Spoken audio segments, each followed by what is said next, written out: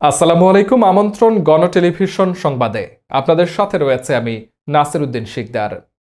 বিস্তারিত থাকছে প্রতিবেদকের পাঠানো তথ্য ও ভিডিও চিত্রে।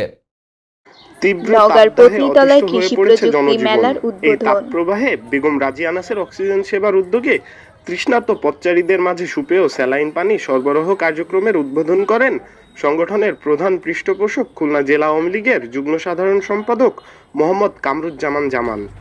রবিবার সকালে নগরীর বাংলাদেশ ব্যাংকের পাশে চশমা মার্কেটের মোড়ে এই কর্মসূচি আয়োজিত হয়। কোভিড-19 মানুষের সেবা করার জন্য শেখ রাজিয়া নাসির অক্সিজেন সেবার পক্ষ থেকে খুলনা জেলার বিভিন্ন প্রত্যন্ত অঞ্চলে আমরা সেবা করেছি বিনামূল্যে। আমার যুবলীগ, আওয়ামী লীগ, ছাত্রলীগের পক্ষ থেকে, অক্সিজেন সেবার পক্ষ থেকে। ঠিক তেমনি এখন দেখছি সারা বাংলাদেশের তাপদাহ, খুলনায় গতকালকে ছিল 41 তাপদাহ বৃদ্ধি পাচ্ছে।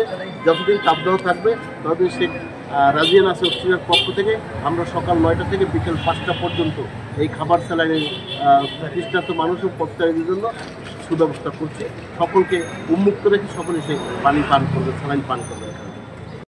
এ সময় উপস্থিত ছিলেন জেলা আওয়ামী লীগ সদস্য পাপিয়া সরোয়ার শিউলি ও জামিল খান, জেলা যুবলীগের সাধারণ সম্পাদক ইঞ্জিনিয়ার মাহফুজুর রহমান সোহাগ, জেলা ছাত্রলীগের সাধারণ সম্পাদক মোহাম্মদ ইমরান হোসেন, যুবলীগ নেতা বিধানচন্দ্র রায়, আবু সাইদ রনি, আলামিন এহসান, সোহেল মোড়ল, ফরিদ আহমেদ, ছাত্রলীগ নেতা মোহাম্মদ ইসমাইল মৃধা ইমন, রফিকুল ইসলাম বাবু, মফিজুর রহমান মুন্না, গাজী আসিফ সহ আরো অনেকে।